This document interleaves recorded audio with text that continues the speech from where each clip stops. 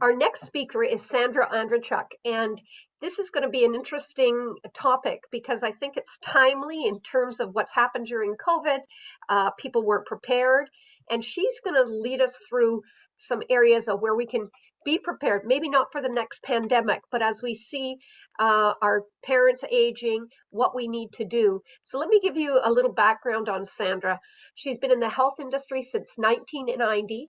She's practiced as a registered nurse and a clinical educator in the newborn intensive care unit before becoming a pediatric nurse practitioner in the NICU.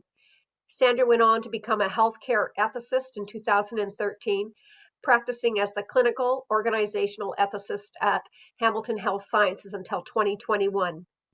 Sandra has experience in clinical and organizational ethics, consultation, policy development, ethics education, and research. Sandra has led several end-of-life initiatives, including the development of hospital infrastructure to support patients and family experiences death and dying.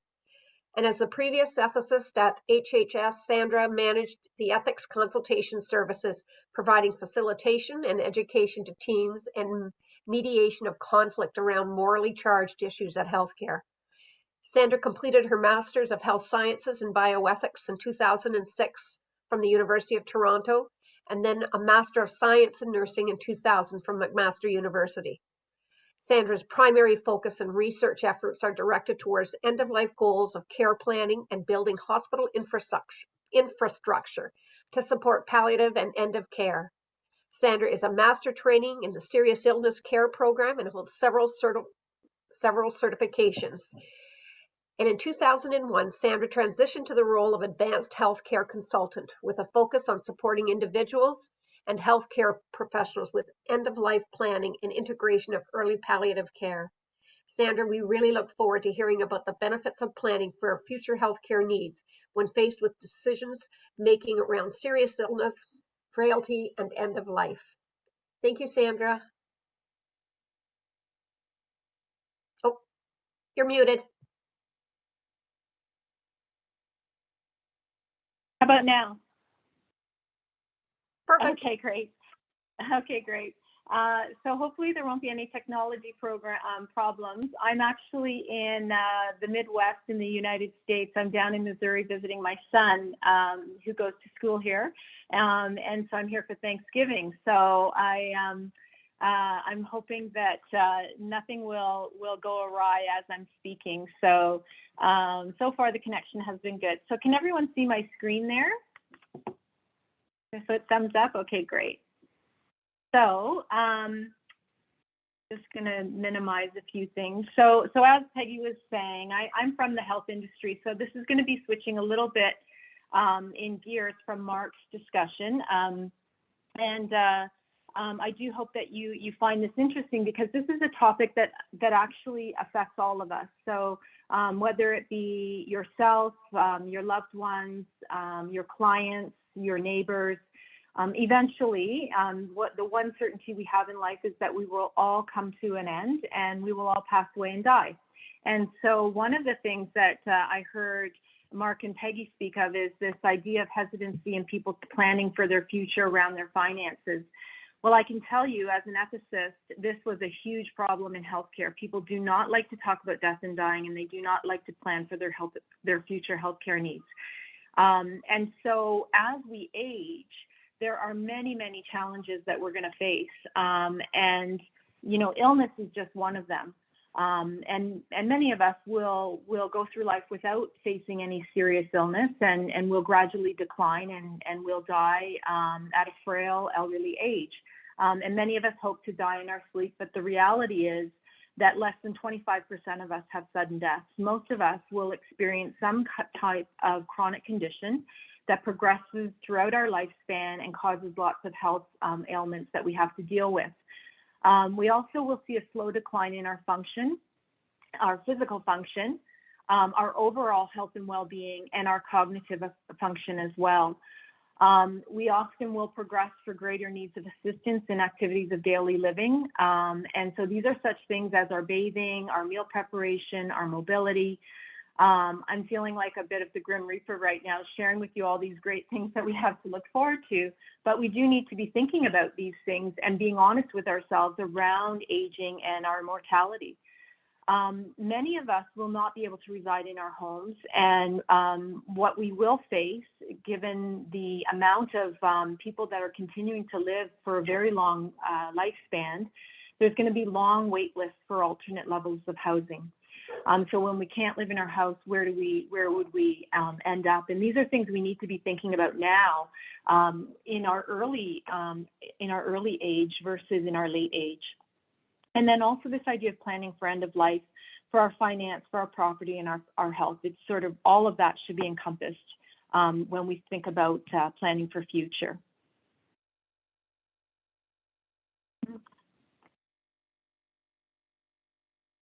Okay. So what people think about as they age, and I have dealt a lot in my career with death and dying. When I was in the newborn intensive care, one of the things that I specialized in was palliative care, so helping infants and their families in the last final days of their lives with very short lives. And the other thing that I do now that Peggy didn't mention is that I'm actually a hospice nurse. So in order to maintain my nursing practice, I chose to go into hospice care. And so I do that occasionally. I do it once or twice a month. I go in for a 12-hour shift. Sometimes it's a night shift, which for any of you who have tried to pull an all-nighter at when you're in your fifth decade, it is quite a feat to have to do that. But I do gain a lot of insight into the dying process by sitting by somebody as they're taking their final breaths, and by talking with families and understanding some of the challenges that they're facing as time progresses. And most people, when they think about aging, they do want to avoid the use of machines in order to keep them alive if they're seriously ill. I've heard that more and more from my clients as I work with them around planning. Most people will say, please, I don't want any heroics. I don't want machines. But at what point, when we start to think about that, what would that really look like for you? And they often want to die with grace and dignity. This word dignity continues to come up in almost every conversation I have with individuals who are doing advanced healthcare planning. This idea of losing our dignity, losing our ability to care for ourselves, having somebody else care for us, having to do things to us or for us that we would normally be able to do for ourselves. And so this idea of being able to maintain our dignity is something that's very important for people. And you may, as I'm saying this, you may be thinking about what that means to you and what your dignity means and what you'd want to be able to hold on to till your last breath. Most people want to live as independently as possible. And so there are strategies that we can look into to help people live independent. And a lot of them does have to do with their financial planning, what resources they have for themselves, what can they afford in order to be able to maintain their independence and be able to remain in their home if that's what they wish to do. They also often want to be able to participate in activities that they like to do. And so it becomes a question of what actually do you like to do, because you might be dependent on somebody to help you with those activities.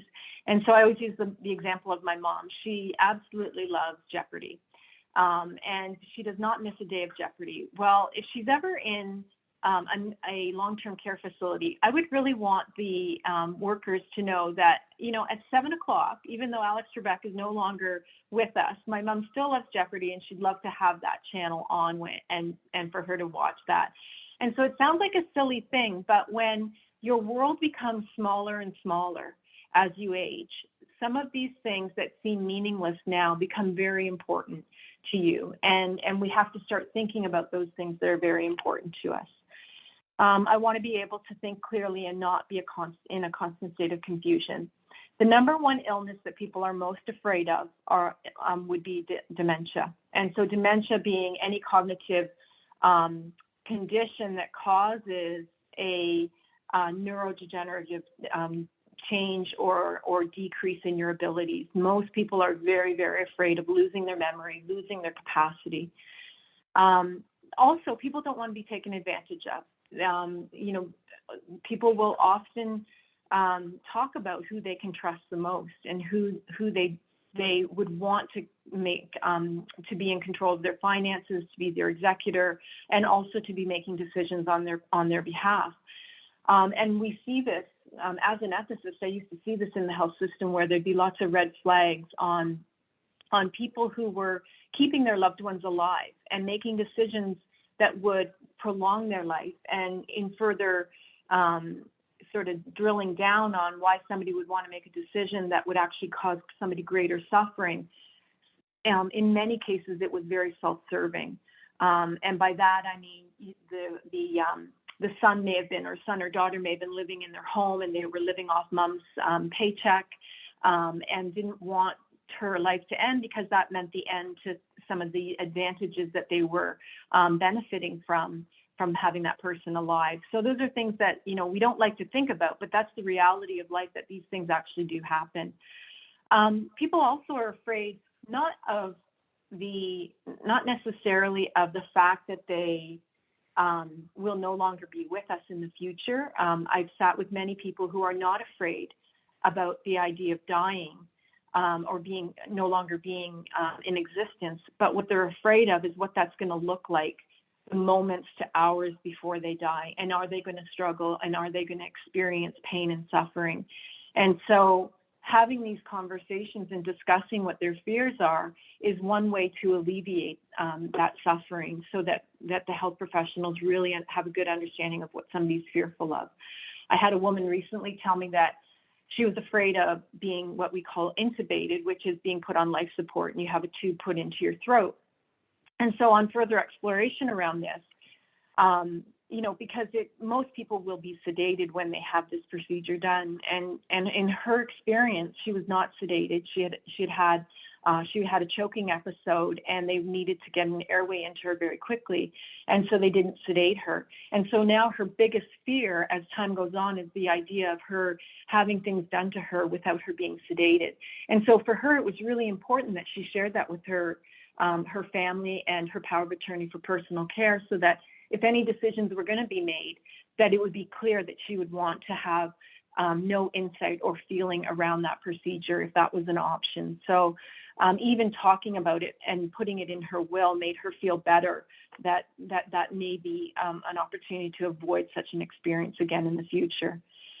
And also, people don't want to be a burden on their family. I hear this over and over again, this idea of burdening their family. And part of that is not necessarily about the angst or the issues that it causes for the family, but also the fact that your family is going to have to care for you, and what that would feel like and what that would look like for that person. But that's another key thing that most people will indicate, that they don't want to be a burden to their loved ones. Okay, so one of the things that I often find happen is that people want to just roll the dice and take a chance. I've heard many people say, things will just fall into place. I'm not worried about putting anything down on paper because my family knows what to do. Well, I can tell you, in my personal experience, this is just not true. I've worked with so many substitute decision makers who have said, this is the hardest job I've ever had to do. I have no idea what my loved one would want. And these decisions aren't little decisions. Oftentimes, when we're talking about end-of-life decisions, they're about somebody either surviving or dying. So that is one of the biggest and hardest decisions anyone will ever have to make in their lives. And it's often based on making it for somebody else, which is even harder than making it for ourselves. I've also experienced families who have come together, and without appointing somebody as your power of attorney for personal care, the way in which our laws are written is that it becomes a default mechanism. So you either appoint somebody, and you probably all know this, but you would appoint somebody as your power of attorney for personal care. That could be your brother, that could be your neighbor, that could be your friend, it could be your spouse or child. But if you don't appoint anyone, then it falls to this next ranking order, which is mostly family members. So it would be your spouse first, and then your children or your parent, they're equal ranking, then your siblings, then any other relative, and then failing that, it becomes the public guardian and trustee that would make decisions on your behalf. And so what people don't realize is that whoever falls into that ranking order has equal authority to make decisions on your behalf. So for example, if you are single and you have children and you also have capable parents, that means your children and your parents all have equal ranking to make decisions on your behalf. And health professionals take this very seriously, and they would seek out who is your decision makers, and they will ask all of them to come together to make a decision, because that's the way, unfortunately, our rules, our laws are written. And so I've been involved where families have 4 children, a patient will have 4 children. They've not appointed one person. They don't want to hurt their children, so they just say all 4 of them can do it. And then the 4 children begin to argue about what they think dad would want for himself. Or they try and interpret a living will, and there's a clause that says no heroics, and then it's up to interpretation on what that means for that person. And so it seems quite straightforward, but it actually becomes very complicated. And so it's not a good idea just to take a chance on some of these decisions that need to be made. These are things that should be thought about well in advance and be discussed with your substitute decision makers. So when we think about our trajectory through life and sort of as we lead into this these final days to months of our lives, we typically will have this idea of this steep decline when we become seriously ill. So we tug along in life and we're doing okay, and then all of a sudden we're faced with a serious illness and we have this steep decline. That's sort of one way. This other way is more the common way, which is the frailty path. And so this is when, you know, you're chugging along and you become, as you're aging, you become less and less capable of doing things for yourself. And we see this steady decline in our aging population. And then there's the more unusual group of people that will fare very well and then have a very steep curve. This type of person here is typically what we see in cancer patients, where you're quite healthy, your disease is managed, and then all of a sudden your body just shuts down and you die. And I often find that this population has very, very poor planning. There's this avoidance that's happening here that everything is well, you're going to be fine, even though you've been diagnosed with a serious illness. But then you get very, very quickly, you become ill and you die quickly. And these are all graphs that have been researched and tested and qualified as well. So what happens is that 8 out of 10 of us will lose capacity as we near death. So we're pretty certain that this time frame in our lives, the last 1 to 2 years of our lives, we need other people to be helping us make decisions or make decisions on our behalf. There's also this sort of dotted line that I've demonstrated here that indicates that there are periods of time in our lives where we lose our capacity, we have to have somebody make a decision, and then we regain it. So this might be something like a trauma where you're in a car accident, or surgical intervention where something's gone awry and your family needs to make decisions, or you are in a situation where you're requiring certain medication that might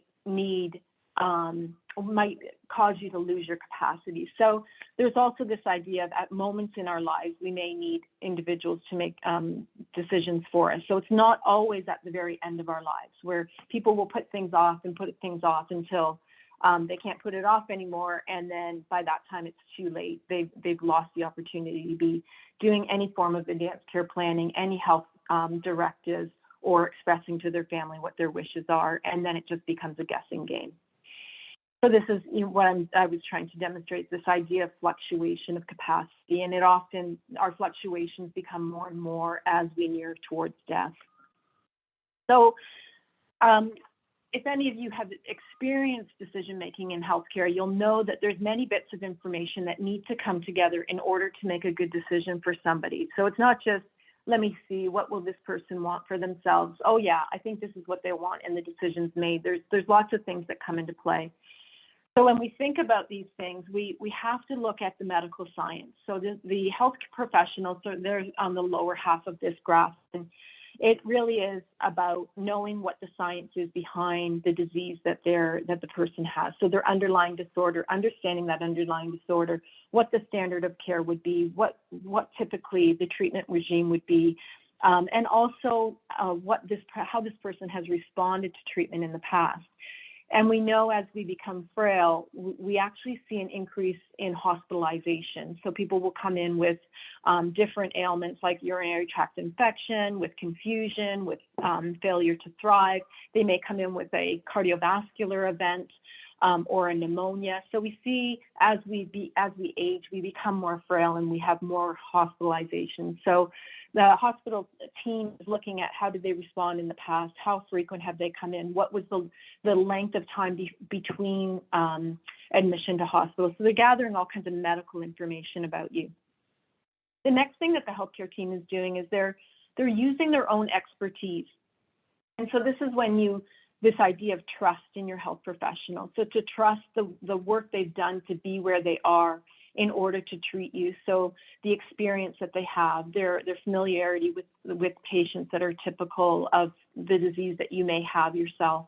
And so that it's that idea of the healthcare expertise.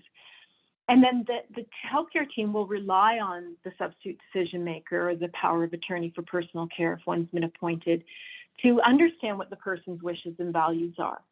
What would they want for themselves in this situation? What did they value in life, such as independence, activity, enjoyment of food, and those sorts of things that were important to that person? And also, how do they define quality of life? So those things that they'd be willing to live with and the things that they would say, you know what, at this point, if I'm plagued with this type of illness, that tells me my quality of life would be unacceptable to me. And at this point, I wouldn't want any further intervention to help keep me alive or prolong my dying process. So this idea of quality of life is very important.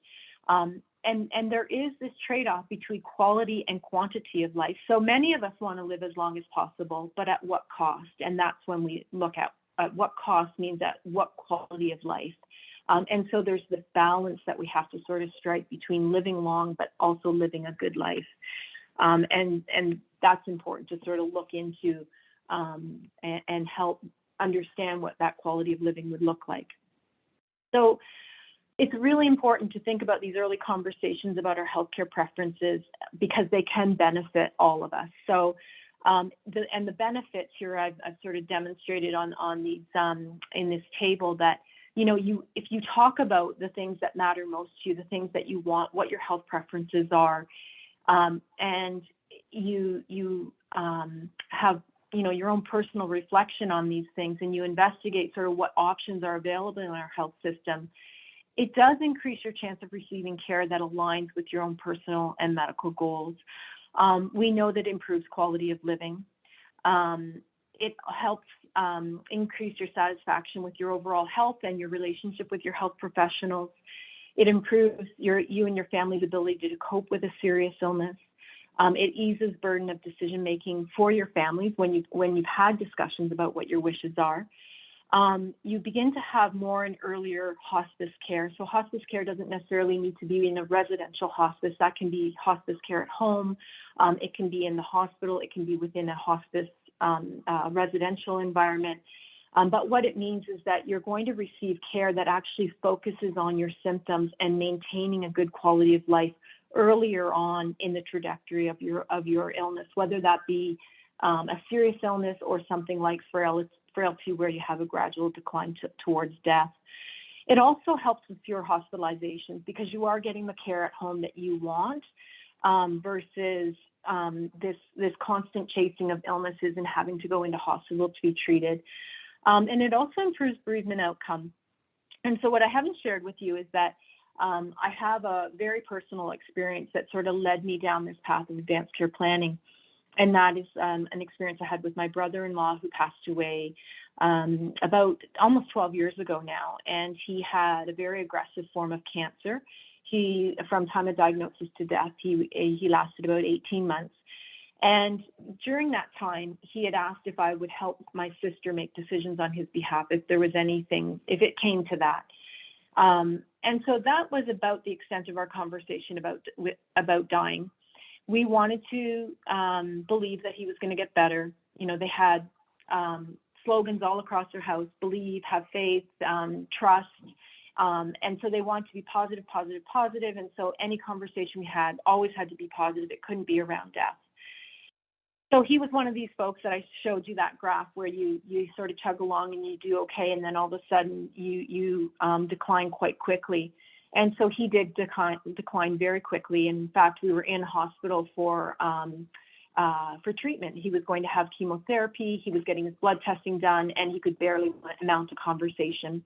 And his physician looked at us and he said, "Well, I think we're done." And I said, "What do you mean we're done?" And he said, "Like, done for the day?" And he goes, "No, Ray, I think you're done, right? Are you done, Ray?" And Ray kind of said, "Yeah." And he tried to shake his head. And he said, "You know, he's probably going to die by the weekend, by Sunday." And Ray died at 6:55 a.m. on Sunday morning. And on Thursday night, this was Thursday when we had this news given to us. And on Thursday night, I went into Ray's room and I said to him, "Do you want to be buried or cremated?" That was the extent. So we hadn't even talked about the fact that he could die. We didn't talk about the fact that this was a potential for him to not survive this illness. And my sister's bereavement took her almost 10 years before she even considered living again. And he had 3 young children who all bereaved different. But this is a huge part of the whole idea of having early conversations so that you can talk openly about death and dying, that we know that when we have these conversations, it does help with bereavement. It does help with the dealing with the loss of a loved one. When you can embrace discussions and not, I'm not suggesting use a sense of humor with it, but use a sense of honesty and acceptance of the fact that this is the reality of life, and how can we make this best for everyone. So all of these benefits that I've just showed you or talked to you about have been researched, and they're well described in the literature, that these are the things that will happen if we have early conversations. And so one of the things that's really frightening, sorry, I'll go back because I know it just faded out there on you. Less than 1 in 5 people in Canada have completed an advanced healthcare directive or done any form of advanced care planning. And this term advanced care planning might be a new concept that I'm introducing for you today. So don't feel like you're alone. There's many people that have no idea that this actually exists, and it's a form of planning that our healthcare system strongly advises, and that the Ministry of Health is really encouraging and has been encouraging for over the last 10 years. 89% of Canadians could benefit from palliative care in their last year of life. However, only 15% will actually receive palliative home care. So our resources are extremely low. So we need to be thinking about these things early on so that we have good plans in place so that we can access the care that we need. 30% of frail long-term care residents are admitted to the intensive care. So this is 30% of people who are frail in a long-term care bed who are starting to decline are not kept in their home environment. They're taken out of that home and they're put into a hospital and are treated within an intensive care unit. And what I can tell you is intensive care units were never developed for people to die in. They were developed for people who had sudden tragic illnesses or injuries that could recover and then get back to almost pretty much normal and then continue living on. So this idea of our senior population dying in an intensive care bed was never meant to be. Acute care centers were never meant for people to die in. They were meant for people to be cured and then continue on, although we do know that there's a number of deaths that do occur in acute care hospitals. And 50% are hospitalized in the last year of their life. So that means that as people are aging and they're becoming frail, they continue to be admitted into hospital. And many times people don't want to go back to hospital. They don't want to be admitted. They don't want to be treated, but their family thinks that that's the best thing to do. And so there's this sort of trade-off, again, of quality of time versus quantity of time. And so we have to think about what's going to improve the quality of our living and still manage our symptoms. Just because we've decided that we don't want further invasive intervention doesn't mean we don't want intervention. There's still intervention for pain management and symptom management and helping people in the last phase of their life. And when I talk to people about palliative care, the first thing they think about, and you may be thinking this in your mind too, if I said to you, what's the one word you think about when I say palliative care? Most people will say dying, when in fact palliative care can actually be implemented 5 years before a person dies. That's the true definition, according to the World Health Organization, that palliative care is care that's provided when somebody has a non-curable illness. But it doesn't mean that you can't live with a non-curable illness for a period of time. So there's lots of things that can be done in palliative care that are not just focused on that last week of a person's life or the last couple of weeks to months of a person's life. So when we think about advanced care planning, so this is just sort of the quick and dirty of what it really is about. So it really is about identifying a substitute decision maker or a power of attorney for personal care. So this is when you go to your lawyer, you appoint somebody, you write it down on a piece of paper, and that's your power of attorney for personal care. Failing that, it goes to the ranking list in the Substitute Decision Makers Act. And that's why the overall umbrella term is called the substitute decision maker. But if you appoint somebody, it's your POA for personal care. It's about thinking about your values and wishes and how they influence your health preferences. It's about defining what quality of life means to you in balance with quantity of life. It's investigating housing options that fit into your lifestyle and in later years. I've had people say to me, if I'm in a long-term care facility, I really don't care what it looks like. If I've gotten to that point, then it's likely that, you know, I'm not interested in doing things. I've had other people that say, I'm very social. I want a long-term care facility that has a very good social programming and is, you know, maybe I've had people say, I want to be on the main floor. I don't want to be in a room with two people, or I'm okay to be in a shared bathroom facility, but not bedroom facility. And then I've had other people that say, I really don't care where I am. So there's a lot of different perspectives on later years. And other people have said, I want my house modified so that I can stay in my house, or I'm thinking in my 70s, I'm going to move to a bungalow. And so these are some of the planning that needs to happen in thinking about these things before it becomes too late to be making these types of decisions. It's about learning about specific medical treatments and options of care. So some of the things I may have said to you today, you might be wondering, because it's a medical terminology that I've used. But these are the things that we can be investigating, some of the things that are common. So for example, decisions around CPR, almost every single one of us will have to make that decision, because whenever you go into hospital and you hit a trigger, which is this magic trigger question, again, a question across pretty much the world, and we call it the trigger question. And the question is, would you be surprised if this person died within the next year despite good medical care? And if your answer is no, then you need to ask that person about CPR. So at some point, we're all going to get there, or we're going to have to make that decision for somebody else. So we should be thinking about, what does CPR mean? And would you be surprised if I told you that less than 10% of people who have CPR will survive? 90% of us will die. And so that begins to make a change in a person's thought process of, do I really want to go through an intervention that the chance of me surviving is probably next to like nothing, or and next to nothing, I say, because in the frail population, it's actually much lower than 10%. Or if you have a multiple illnesses. So there's things like that we could be investigating. Deciding on end-of-life care rituals and preferred location of death.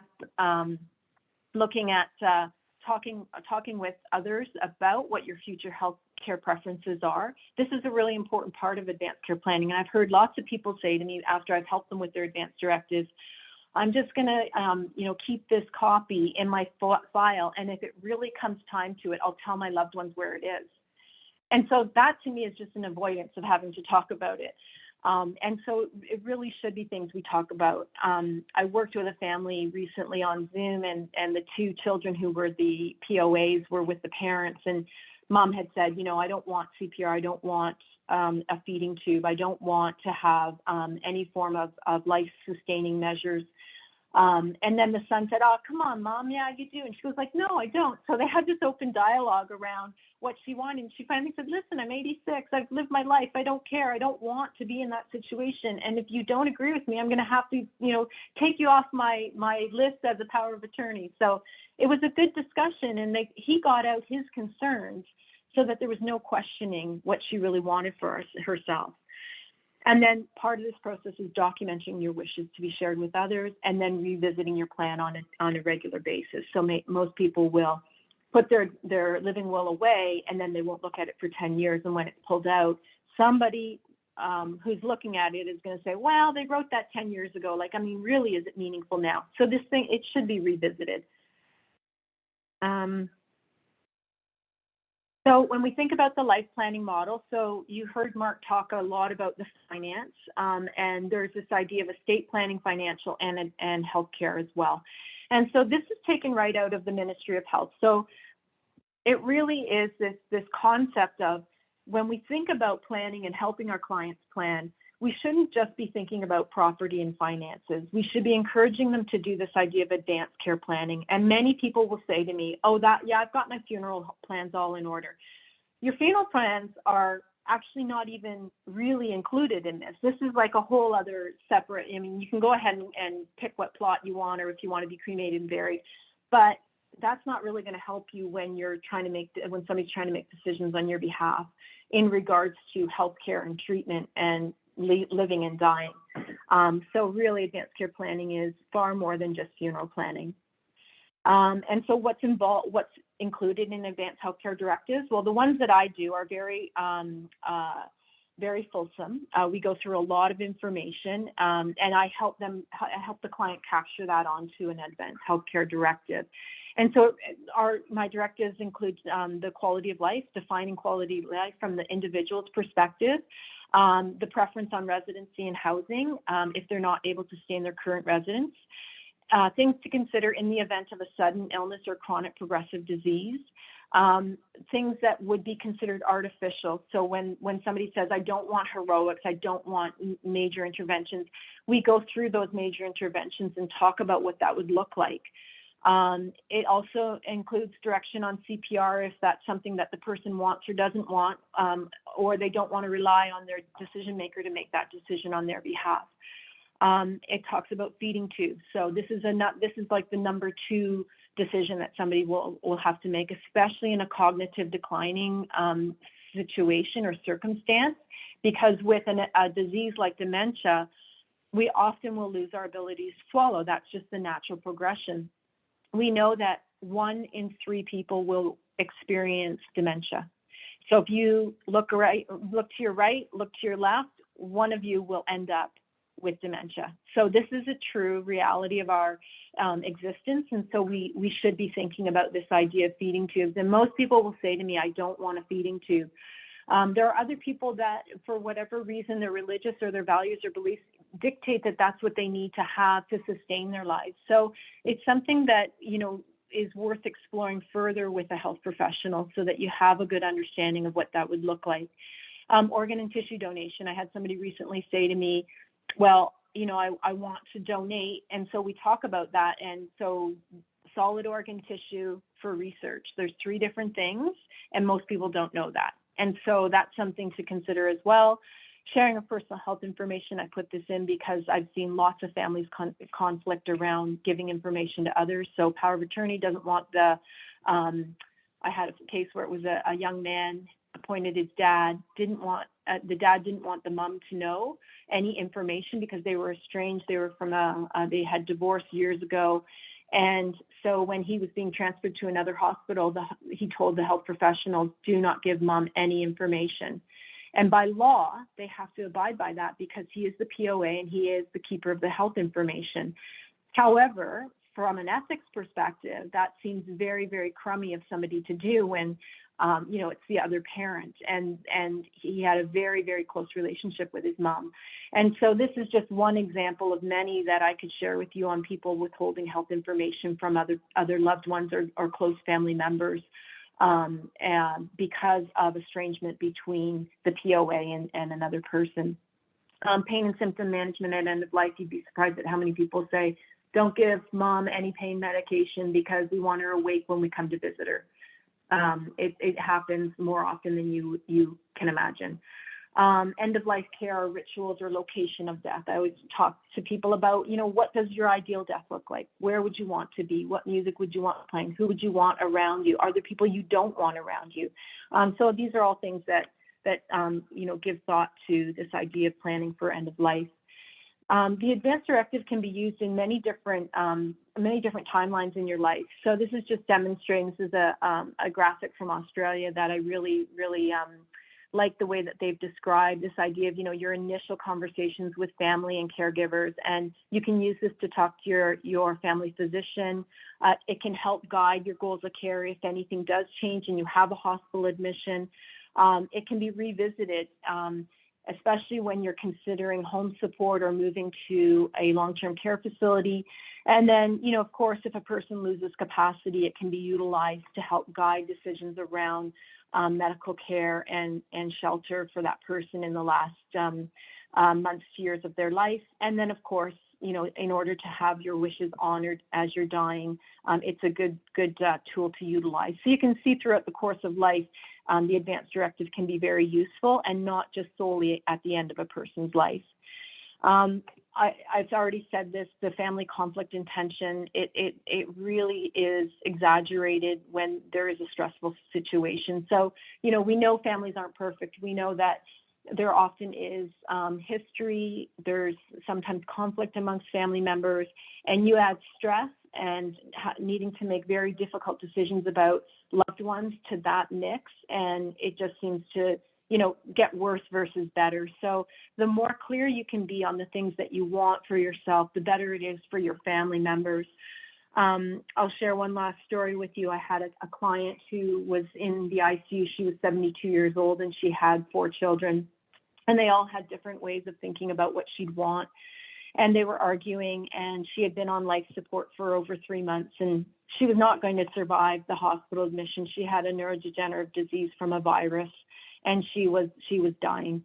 And so I sat them down and I said, you just finished telling me that your mom was, the glue that kept your family together, that she loved family dinners, that she valued each and every one of you, and that she loved having her whole family together. And what do you think she would think right now of knowing that the legacy she's going to leave behind is her family completely in conflict, not talking to one another anymore? Like, how is that going to feel for your mom? And so they all kind of paused and, sort of looked at me, and they were silent for a bit. And as it turned out, they did come together and make a decision. And in that moment, they realized, that the most important thing for their mother was that they got along, and they agreed, and that she didn't damage their relationship through her illness. And so in the end, things worked out well, but it was a very stressful situation with a lot of tension, and her voice got lost in all of it. And so they had no direction from her. And I think had they had some direction, then at least they would have probably made decisions that the decision wouldn't have felt as hard for them, because they would have been making it on behalf of her and what her voice was telling them. And so this is just describing, sort of, because I do this work, I'm one of the very few people that actually do advanced care planning and help people with advanced directives. And so it really is about all the things I've already talked about, including helping people with education and the options. And so I won't go through this slide, but it is a service that I offer through my own independent business, but also I work for a law firm that I help assist their clients with advanced care planning, and then ultimately creating the advanced directive that's an addendum to their power of attorney for personal care. And so when you think about, what would that look like? So I do consultation for about 4 or 6 hours. It takes me to go through. And again, this is like a very detailed discussion about many things that are occurring in a person's life. It usually takes about 3 meetings by Zoom. Sometimes I go to clients' homes to help them, because, we deal with a lot of frail seniors that need to get their affairs in order. And so, trying to meet people where they're at. And then just really walking through that process. And I always say to people, it's actually a process that you gain more from the process of advanced care planning than you do the actual documentation at the end. And sometimes I'll work with families to work through the process, but also to resolve any conflict or decipher previous expressed wishes. And one of the ways I always start is tell me about your loved one. What was most meaningful to them? What were the things that they enjoyed in life? What did they take pleasure in? And, where did they spend most of their time? And that, it gets us talking about the person versus the conflict that they're in. I also offer workshops and seminars for public health and for healthcare professionals as well. And part of my business, which is quality life planning, is health advocacy counseling and conflict resolution. I think it's really important to meet people where they're at in the process of uncovering of who they are and what they want. And this is what really I tell people, that once you start talking about death and dying, you inevitably start talking about life and living.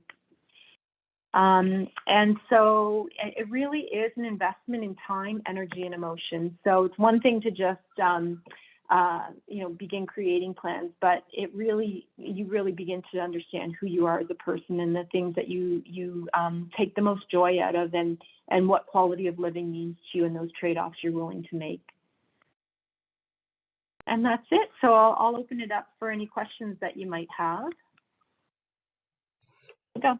First of all, Sandra, I really want to thank you. I think that we spend a lot of time talking about the financial capacity of individuals, but we don't really do the emotional and the care.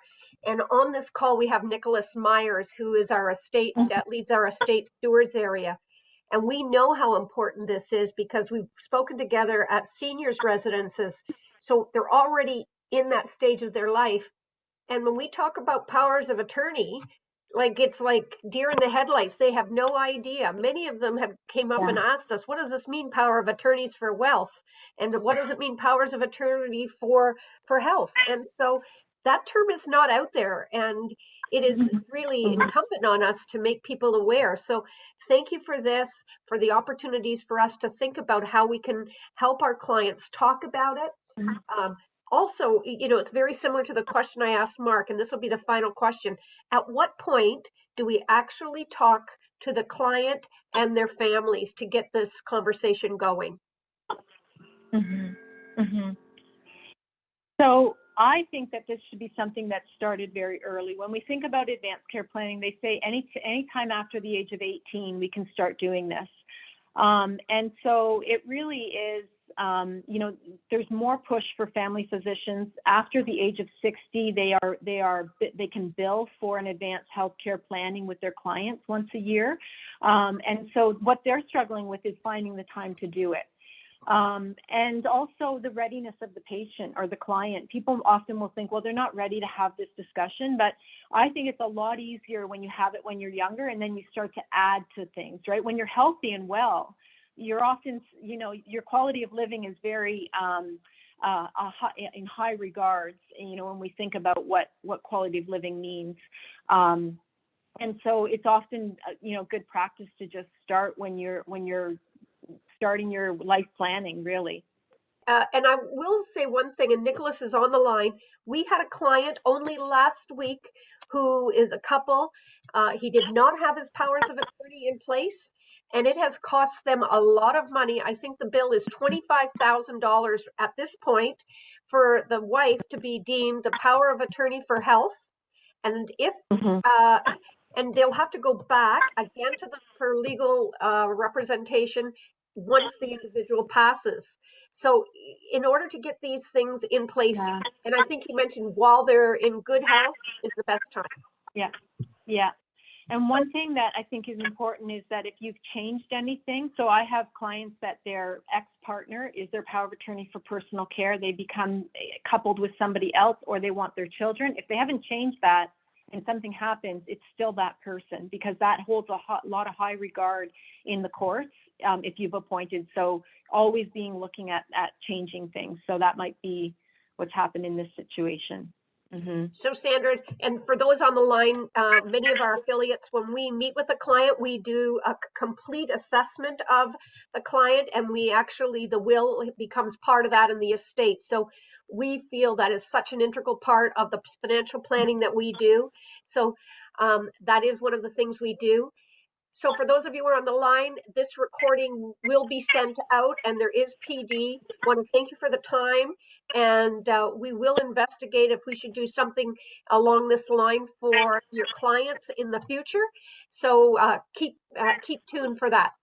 Thank you very much, Sandra. Bye, everyone. Thanks for having me.